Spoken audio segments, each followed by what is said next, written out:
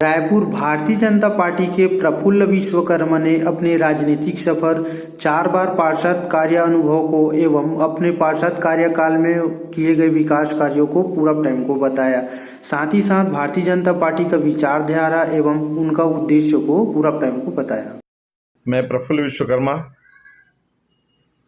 नगरीय निकाय प्रकोष्ठ, भारतीय जनता पार्टी प्रदेश संयोजक। सर, जैसे कि आप भारतीय जनता पार्टी से जुड़े हुए कितने वर्ष हो गए, क्या आपका अनुभव रहा, कुछ बता सकते सर आप? भारतीय जनता पार्टी में मुझे काम करते लंबा समय हो गया है। 1993 से मैं सक्रिय राजनीति में आया। 1994 में अविभाजित मध्य प्रदेश में मैं पहली बार भारतीय जनता पार्टी के पार्षद प्रत्याशी बना और विजयश्री प्राप्त किया, और उसके बाद से लगातार कहीं ना कहीं जनप्रतिनिधि के रूप में लंबा समय काम किया। 1999 में फिर से भारतीय जनता पार्टी का प्रत्याशी बना, फिर पार्षद बना, महापौर परिषद का मैं MIC मेंबर बना। उसके बाद 2003-04 वर्ष में मैं नगर निगम का अध्यक्ष भी निर्वाचित हुआ।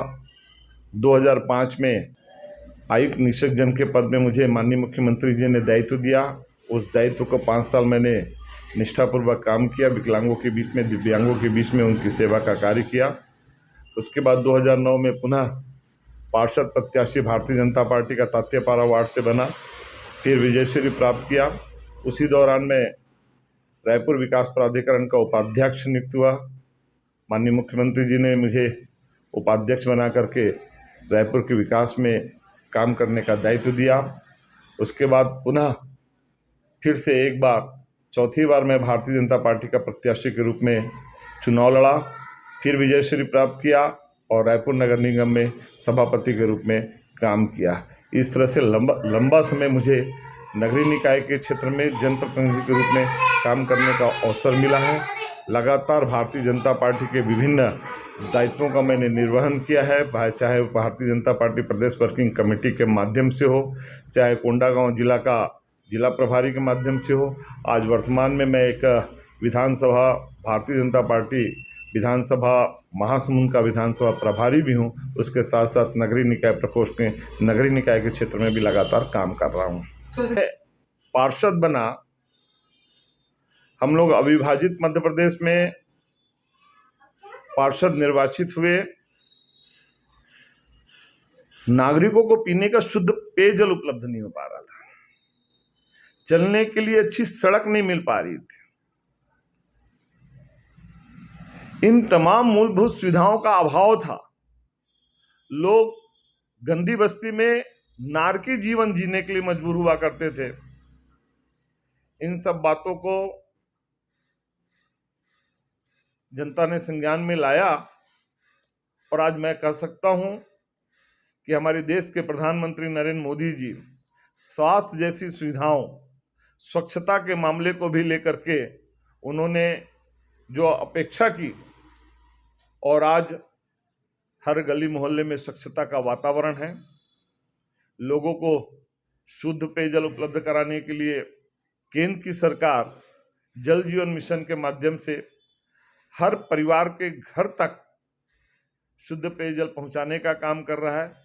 भारतीय जनता पार्टी की सरकार जब थी तो डॉक्टर रमन सिंह जी ने भगीरथ प्रयास किया और हर घर में निःशुल्क भगीरथी नल जल योजना के माध्यम से उनके घरों में शुद्ध पेयजल पहुंचाने का काम किया। इस तरह से देखा जाए तो 70 सालों में भारतीय जनता पार्टी और कांग्रेस की सरकार में जो तुलना करेंगे, एक तरफ लोगों के लिए शौचालय नहीं थे, खुले में शौच करने के लिए मजबूर थे, माँ बहन बेटियों की इज्जत सरेआम सड़कों में दिखाई देती थी। इन सब बातों को ध्यान में लाया भारतीय जनता पार्टी ने, और आज मैं कह सकता हूं कि हर, चाहे वो गरीब परिवार का व्यक्ति हो, उनके घर में भी अपना शौचालय है, उनके घर में शुद्ध पेयजल उपलब्ध हो रहा है। जिनके घर झोपड़ी हुआ करती थी, सालों बीत गए थे, उन्होंने कपड़े बदल नहीं पा रहा था, ऐसे लोगों को भी हमारे देश के प्रधानमंत्री और भारतीय जनता पार्टी की सरकार ने उनको छत मुहैया करा करके पक्का मकान उपलब्ध करा रही है। ये जीवंत उदाहरण आपको देखने को मिलेंगे। सर, जैसे भारतीय जनता पार्टी 15 साल यहाँ पर उनका वो था। तो 15 साल में थोड़े विकास कार्य का बता सकते, जिस वार्ड में आप थे उसके बारे में कुछ बता सकते सर आप? देखिए, लगातार भारतीय जनता पार्टी 15 साल सरकार में रही। डॉक्टर रमन सिंह जी मुख्यमंत्री रहे। उनके मुख्यमंत्री काल में मैं अगर रायपुर शहर की बात बताऊं आप, तो बच्चों को पढ़ने के लिए नालंदा परिसर जैसे संस्थान का निर्माण किया गया, जहां 24 घंटे गरीब परिवार के बच्चे वहां एक अच्छा वातावरण में शिक्षा ग्रहण कर रहे हैं। ये नालंदा परिसर देश और विश्व स्तर का नालंदा परिसर है, जहां पे बच्चों को स्वस्थ वातावरण में शिक्षा प्राप्त करने का अवसर मिल रहा है। ये देन किसी की है तो भारतीय जनता पार्टी की है। भारतीय जनता पार्टी की सरकार डॉक्टर रमन सिंह जी की है। आपको युवाओं को खेलने के लिए हॉकी जैसा स्टेडियम, क्रिकेट जैसा स्टेडियम, अंतर्राष्ट्रीय स्तर का क्रिकेट स्टेडियम उन्होंने यहाँ पे खेल के लिए स्टेडियम बनाया, इंडोर स्टेडियम बनाया, चलने के लिए सड़कें, अच्छी सड़कें, एक्सप्रेस हाईवे जैसे सड़कों का निर्माण, जहां पर यातायात का समस्या बना रहता था, उन यातायात की समस्याओं को दूर करने के लिए अनेक स्थानों से नई नई सड़कों का निर्माण, चाहे वो केनाल लिंकिंग रोड हो, ऐसे सड़कों का निर्माण करके यहाँ शहर की यातायात को सुचारू रूप से स्वस्थ रखने के लिए अच्छी सड़कों का निर्माण किए। पुल बनाए उन्होंने, चाहे अंडर ब्रिज बना बात करूं मैं, चाहे ओवर ब्रिज की बात करूं, ऐसे अनेक अंडर ब्रिज और ओवर ब्रिज बने। बड़े बड़े स्कूल के खेल परिसर बने, बिल्डिंग बने, मेडिकल कॉलेज की स्थापना हुई, आईआईटी जैसे संस्थान छत्तीसगढ़ में खोला गया, जहां को युवाओं का भविष्य बनता दिखाई दे रहा है। ये सारे बातों को अगर मैं बताना चाहूंगा तो ऐसे अनेक निर्माण के काम हैं जो मैं बताना चाहूंगा तो घंटों बीत जाएंगे। सरकारें आती है और जाती है, पर जब भी कोई व्यक्ति पद में बनता है तो निश्चित रूप से अपना अच्छे काम करने चाहिए। डॉक्टर रमन सिंह जी के कार्यकाल में मैंने आपको अभी गिनाया कि ऐसे अनेक काम, चाहे महिलाओं के लिए हों, गरीबों के लिए, बुजुर्गों के लिए हों, सारे वर्गों के लिए उन्होंने काम किया है, और जिसका परिणाम है कि आज फिर से डॉक्टर रमन सिंह जी को लोग याद कर रहे हैं। उनके द्वारा किए गए कार्य, भारतीय जनता पार्टी के द्वारा किए गए कार्य को लोग आज याद कर रहे हैं। और आज वर्तमान में जो सरकार है, जो जनप्रतिनिधि कांग्रेस के लोग सत्ता में बैठे हुए लोग हैं, आज सड़कों की मरम्मत नहीं करा पा रहे हैं, सड़कें गड्ढे से भरे पड़े हुए हैं।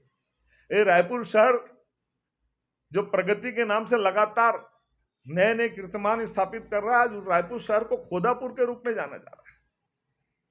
कामों में भ्रष्टाचार, ये सरकार जब से आई है कामों में भ्रष्टाचार, उसी काम को फिर से बनाओ, फिर से तोड़ो, भ्रष्टाचार करो। अनेक उदाहरण रायपुर को देखने मिल रहे हैं। बूढ़ा तालाब का परिक्रमा पथ की बात करूं तो अभी 6 महीने बने हुए नहीं, फसक गया। ऐसे कई उदाहरण हैं जहां भ्रष्टाचार देखने को मिल रहा है। तो ये सरकार केवल भ्रष्टाचार में लगी हुई है। कांग्रेस के जनप्रतिनिधियों को मालूम है कि हम धोखे से बन गए हैं और धोखे से सरकार बन गई है, और इसलिए जितना पैसा भ्रष्टाचार के रूप में वसूल सकते हो वसूल करो और अपने आका तक पहुंचाओ। तो जैसे कि आगामी विधानसभा क्षेत्र है और आपका नाम भी चल रहा है, तो आपको अगर टिकट मिलती है तो आप जन सेवा के रूप में या प्रतिनिधि के रूप में जनता के लिए क्या हित करेंगे, कुछ बता सकते हैं सर आप? देखिए, टिकट देना ना देना ये पार्टी पर निर्भर करता है।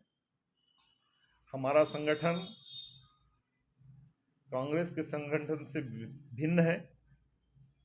हमारा जो संगठन एक अनुशासित संगठन है, और कांग्रेस में कोई संगठन का नाम नहीं है। जो मुख्यमंत्री बनता है या जो प्रधानमंत्री होता है उसकी चलती है, पर भारतीय जनता पार्टी एक संगठन है, और उस संगठन में जो लोग भी व्यक्ति काम कर रहे हैं, उन काम करने वाले समस्त कार्यकर्ता, मेरे जैसे कार्यकर्ताओं को भी भारतीय जनता पार्टी जानती है, पहचानती है, और समय आने पर उनसे कैसा काम लेना है ये भी भारतीय जनता पार्टी जानती है, पहचानती है।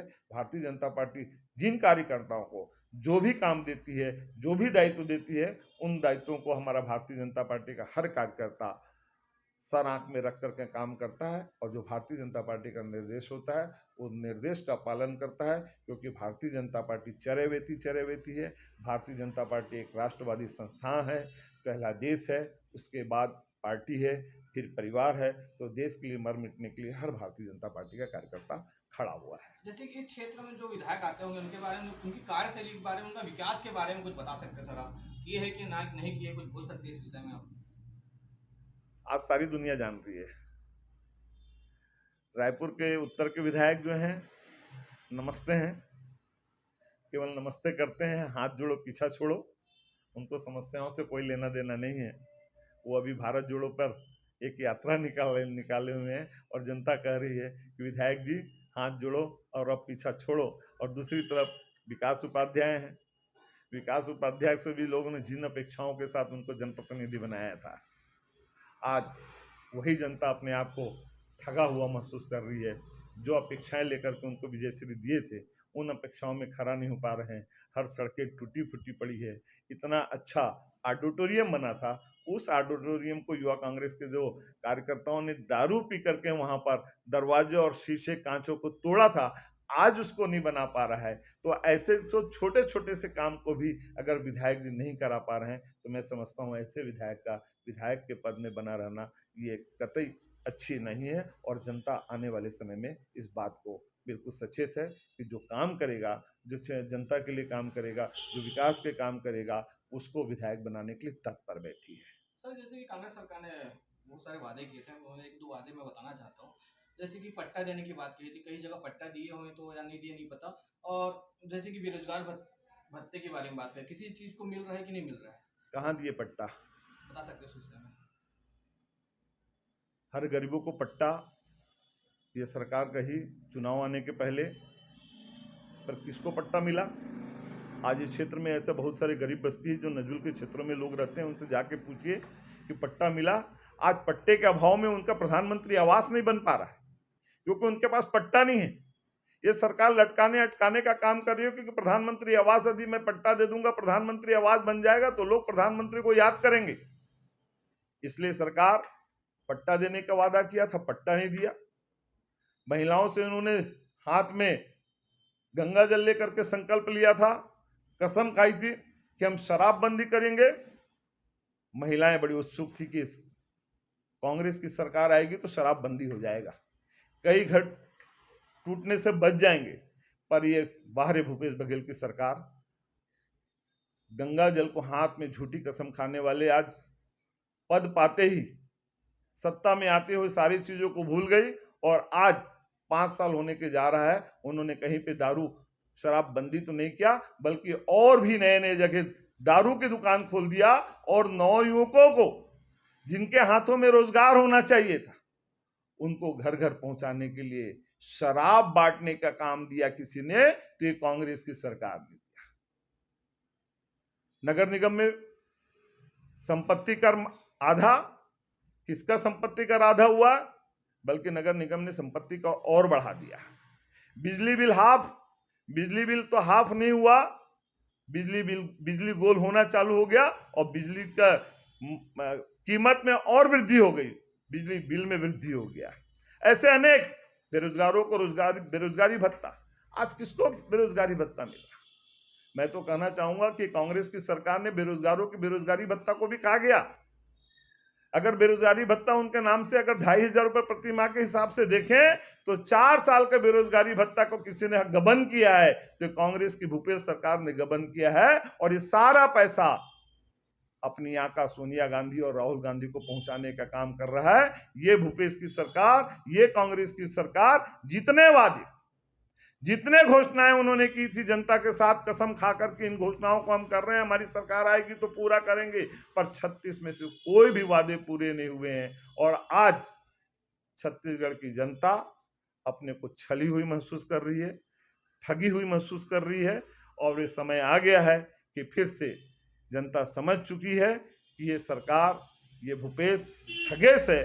अब इससे सावधान रहना चाहिए और ऐसी सरकार को हटा देना चाहिए, क्योंकि इस सरकार के रहते जो महिलाओं का सम्मान की बात करी थी, आज जगह जगह महिलाओं का अपमान हो रहा है, महिलाओं के साथ बलात्कार हो रहा है, महिलाएं आत्महत्या कर रही है। शराब के नाम पे एक परिवार की उमा साहू महासमुंद जिले के बेमचा में रहने वाली 5 बेटियों के साथ वो आत्महत्या कर लेती है सत्ता प्रताड़ना के कारण। पर इस सरकार की आंख नहीं खुल रही है। और इस समय आ गया है सरकार को जगाने का, अन्यथा सरकार को यह बता दिया जाएगा कि अपना बोरिया बिस्तर बांध ले। सर, हमारे चैनल के माध्यम से दर्शकों को क्या संदेश दें, जैसे कि अभी भारतीय जनता पार्टी की विधानसभा सत्र में क्या उनकी रणनीति रहेगी, कुछ बता सकते इस विषय में हम सर? देखिए, भारतीय जनता पार्टी सतत जनता के बीच काम करने वाली पार्टी है। केवल चुनाव आ गया है तो काम करना है, ऐसा नहीं है। भारतीय जनता पार्टी के कार्यकर्ता सेवा को एक माध्यम बना करके काम करती है और भारतीय जनता पार्टी के कार्यकर्ताओं के लिए सत्ता कोई साधन नहीं है। सत्ता